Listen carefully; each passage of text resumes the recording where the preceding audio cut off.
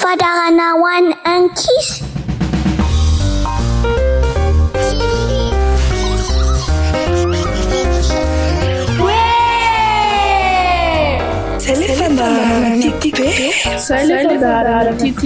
Ianarana soratra masina. Izaratra pako fa Diay Atamata. Diay Andriamanitra.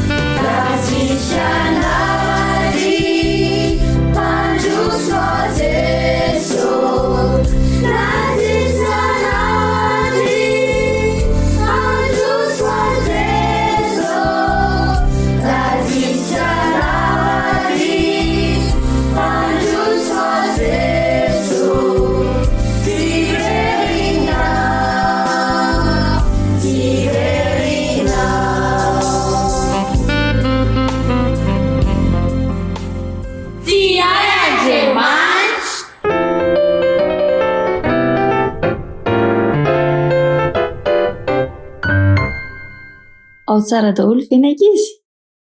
Eny ary ampifaliana no hiara-banantsika tsirairay avy any an-tokantrano any ary misy manantena izay fa samy ao anatin'ny fahasalamana avokoa ianareo rehetra. Hiditra amin'ny lesona faha 12 tsika androany kanefa mialohan'izany dia manasa anareo mba handray toerana tsara fahivavaka isika. Rainay masina sy tsara indrindra izay any an-danitra misaotra ny amin'ity fotoana sarobidy ity izay ahafahanay mianatra eo an-tongotrao. Mangataka izay mba omenao anay ny fanahinao masina mba ahafahanay manokatra ny fonay sy ny sainay handray izany teninao izany. Ary ny teny rehetra izay orenesinay eto anie dia mba hitondra fiovana sy fanovana lehibe eo amin'ny fiainanay tsirairay avy. Amin'ny anaran'i Jesosy. Amen. Eny ary ankizy lesona faha 12 indray no iarahantsika manana mitondra ny lohateny hoe ny fitsikin'ny dada. Ny fitsikin'ny dada. Rehefa manonona izany teny izany tsika dia mino fa mieritreritra avy hatrany any dada ary manakatra ny fitsikin'ny dada ao an-tsaintsika ao, sa tsy izany? Inona indray ireny tian'Andriamanitra ampianarina antsika ao anatin'izany lohateny mahafinaritra be izany. Mahafinaritra satria tiantsika mandrakariva ny mahita ny dada amintsika, fa tsy mahafinaritra ny mifanohitra amin'izany, sa tsy izany? Misy tovolahy kely anankiray izay tsy misy olona tsy miaiky ny fitoviany amin'ny dadany. Ny orona botabota, ny soka matsokotsoko, ny volo somary marron. Ny olona rehetra dia miteny daholo fa tena mitovy amin'ny dadany ity tovolahy ity. Fa ny zavatra tena mahafinaritra an'ity tovolahy ity rehefa misy olona miteny an'izany na manao an'izany fanamariana an'izany rehefa miaraka izy mianaka dia ilay fitsikin'ny dada. Ilay fitsikin'ny dada izay maneho hafaliana, maneho rehare kely ao anatiny ao fa tena mitovy amin'ny zanany izy. Ary ity zanany ity dia mahatsapa fifaliana rehefa mahita ny fitsikin'ny dada eo anatrehan'izany fanamariana voaray etsy sy eroa izany. Ny zavatra misy tsapan'ity tovolahy ity koa indrindra ankoatran'izany dia hoe na dia misy aza ny zavatra tsy mety ataony satria ny fotoana izy mandray alkôla, mandray zava-mahadomelona dia tsy maneho toetra feno fahasiahana sy feno fanamelohana ny dadany fa maneho fahari-po mandrakariva tamin'ity tovolahy ity. Ary indraindray misy koa toe-javatra izay heverina fa mahatezitra tokony hampisafoaka ny dada dia tsy mbola nahita ny endriky dada mikentrona sy maneho fahatezerana mihitsy ity tovolahy ity. Hozy izy ny pasteurany zareo tamin'ity tovolahy ity indray andro hoe rehefa ao amintsika Jesosy dia hitan'ny olona Jesosy amin'ny alalantsika. Azonareo ve izany rakizy? Rehefa manana Jesosy ny olona anankiray dia hita taratra ety ivelany mihitsy ilay Jesosy ao anatiny. Aza vaiko misimisy kokoa. I Jesosy araka ny fahafantarantsika azy, araka ny nampahafantarina antsika, araka ny fanandramana efa niainantsika ihany koa, fa dia olona manana hatsaram-panahy, olona manana fahari-po, mamindra fo ary mahatakatra ny maha olombelona. Ary izany indrindra ny toetran'ity dadan'ity tovolahy ity. Tao aminazy Jesosy ary hitan'ity tovolahy ity na inona zavatra tsy mety nataony dia hitany teo amin'ny dada i Jesosy. Inona zavatra tian'Andriamanitra ampianarina sy ampitaina amintsika ao anatin'izany tantara mahafinaritra izany? Ao amin'ny Filipiana 4:1-2.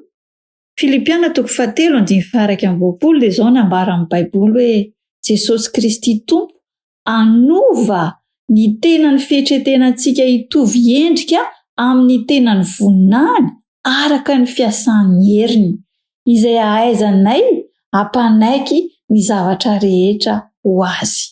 I Jesosy Kristy io izany rehefa mitohitra ao anatintsika, manetry ny tenantsika isika ka manaiky ampiditra ny Jesosy ao am-pontsika, eo amin'ny fiainantsika, dia hovain' Jesosy ny fiainantsika. Hitovy amin'ny endriky ny voninahitry Jesosy araka ny fiasan'ny herin'Andriamanitra miasa ao anatintsika ao. Ary izany zavatra izany dia mahatonga ny olona hafa hiaika ny zavatra rehetra ao an'Andriamanitra. Mitoetra ao amintsika Andriamanitra, ao amintsika Kristy, dia manjary ny zavatra ataontsika rehetra dia ahitan'ny olona taratra any Kristy. Izao ny fampiarana mba hahafahantsika mitombo amin'ny Jesosy io dia izao: voalohany manokana fotoana hivavahana aminazy, ilay vavaka izay hatsapahantsika fa mifanerasera amin'ny olona tena tiantsika indrindra isika, ilay vavaka izay hatsapahantsika fahasambarana, hatsapahantsika fa afaka mizara ny zavatra mampalahelo-tsika amin'ny kalalahana isika, afaka mizara ny adi-panahintsika sy ny adi-tsaintsika amin'ny kalalahantsika. Ao anatin'ilay vavaka izay ahafahantsika ihany koa mangataka ny heriny ahatonga antsika hiaina ohatran'i Jesosy. Faharoa, manampy antsika hitombo ao amin'ny Jesosy koa rakizy ny fianarana ny ten'Andriamanitra ohatr'izao ataontsika izao ny fandiniana lesona ny sekoly sabata. Averintsika foana izany eto amin'ity fandaharana ity. Misaina isan'andro ny zava-panahy amin'ny alalan'ireo zavatra henontsika, jerentsika. Izany koa dia manampy antsika handresy ny herin-dratsy ary mifakam-panahy eo amin'ny fiainana. Rehefa fenotsika an'izany ny saintsika, ny zavatra jeren'ny masontsika, ny zavatra henontsika, dia hitantsika fa afaka mandresy ny fakam-panahy isika. Dia izao ny amaranako azy hoe andramo dia ampiaro. Mamaky tantara momba ny fiainan'i Jesosy, rehefa izany dia manaova fanandramana miaraka amin'ny Jesosy. Dia farany hoe aza dino ny mitsikitsiky lalandava na inona toe-javatra miseho, aza mijanona eo amin'ny hoe arakaraka ny zavatra misy, hoe ny zavatra misy no mifehy ny toe-pontsika, mifehy ny fihetsem-pontsika, fa andramony mitsiky mandrakariva fa hitondra fahasalamana ara-panahy, ara-petsepo ary indrindrandrindra hitondra fanasitranana ho amin'ny fiarahamonina ihany koa io isika tia mitsiky mandrakariva io.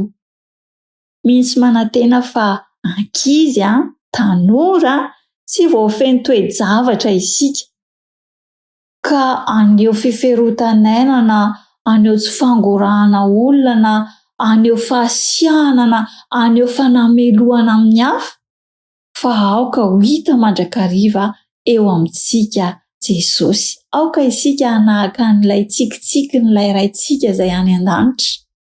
Aoka isika olona hitondra fahasambarana, hitondra fanamaevanana eo amin'ny fiarahamonina izay efa feno vesatry ny fahotana sy ny fitebitebena amin'ny alalan'ny tsikitsiky io, amin'ny alalan'ny tsikitsiky izay ataontsika io. Te hanontany aho hoe izavy ny ankizy te hanapa-kevitra mba haneo an'izany tsikitsiky izany, inona toe-javatra miseho? Mankasitraka araka izy, andeha hoentintsika mbavaka izany faniritsika izany.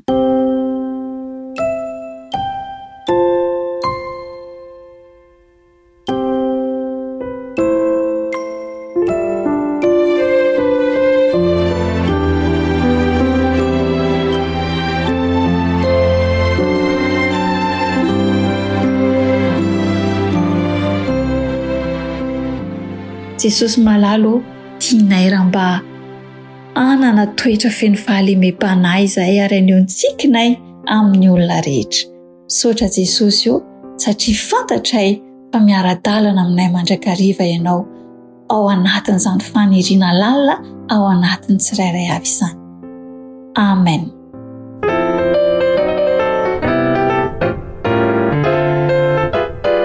Na hainao teo Fadarana ho an'ny ankizy. Tiay Andriamanitra.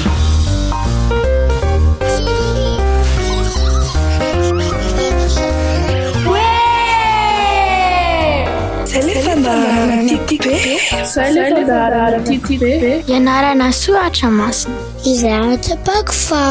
Tiay Andriamanitra. Tiay Andriamanitra. Tiay Andriamanitra. Tiay Andriamanitra. Tiay Andriamanitra. Tiay Andriamanitra.